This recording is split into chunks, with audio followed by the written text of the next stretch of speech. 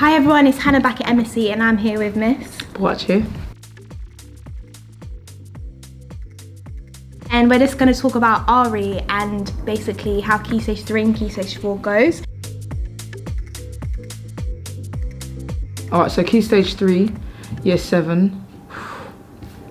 You can pause in here. Okay, cool, because I need to look at the curriculum map that is down there. I'll be back. For Key Stage 3, Year 7, they're going to be looking at the Word of God. So we basically teach them how to read the Bible, how to open up different books, different chapters, what a chapter actually is, a verse and things like that. For Year 8, they look at creation, so the different views on creation. So for example, the fact that we have the Big Bang idea, and then on the other hand, we have the Christian idea, and we also look at Buddhist ideas and Islamic ideas about how the world came about, and we also delve a bit deeper into the different types of Christians and what they think.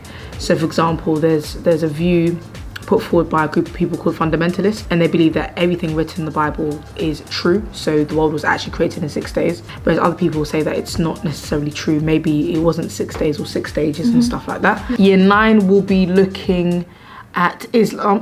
Whoa. Year 9 will be looking at Islam. My voice is breaking. Islam. And Year 10 will be starting the GCSE second half, which is creation, and Year 11 will be carrying on chapter 5, Church and Kingdom of God.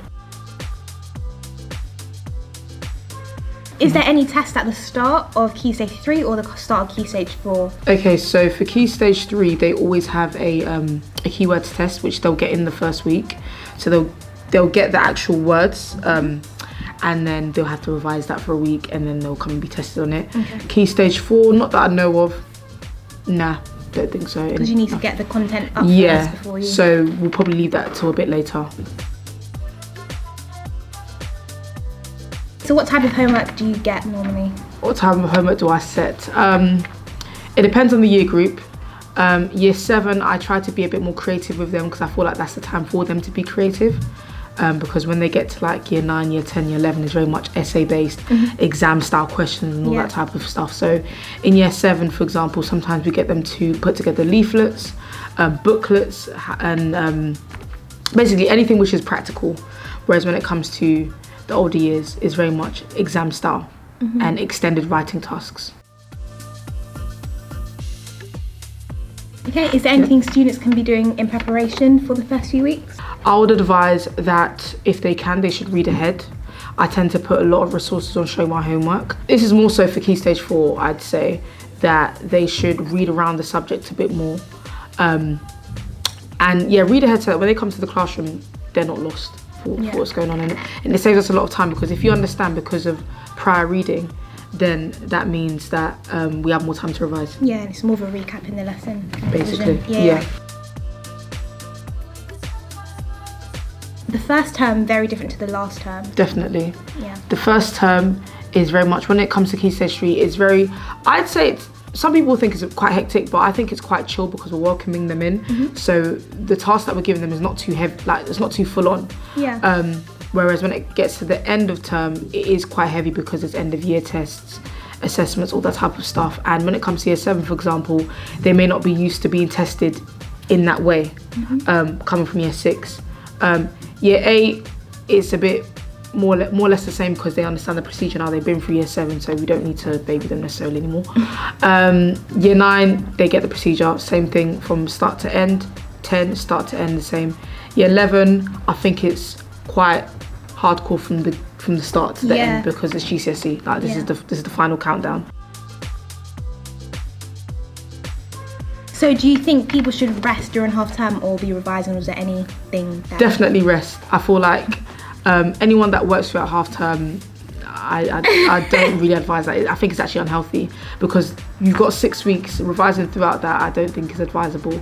But of course, do a bit of work, probably at the end, so that it's fresh in your mind, and then you can enter, and then you know you've got everything stored in your head.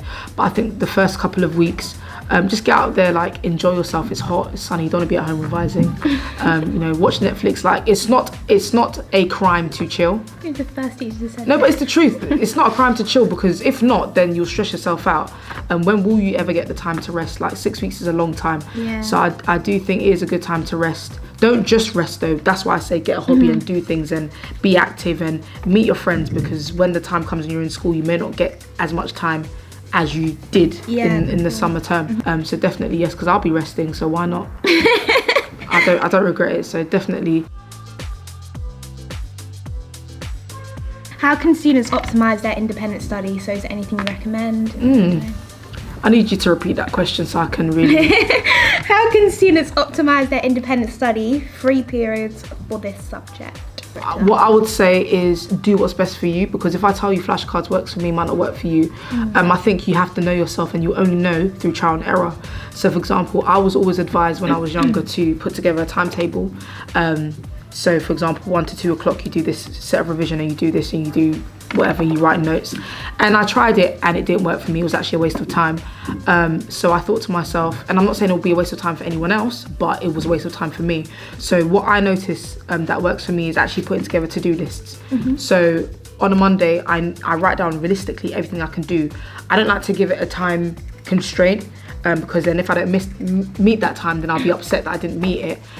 So I just do what's best for me. In addition to that, I don't, for example, write notes. I know some people write out everything they've done from the start to the end. For me, I think it's a waste of time. Once again, I feel like going through my book and annotating, that is what helps me. And one thing I tend to do as well, that's why learning objectives are very important. Teachers tell you to write it down for a reason. Always check the learning objective and see if I actually, have achieved that.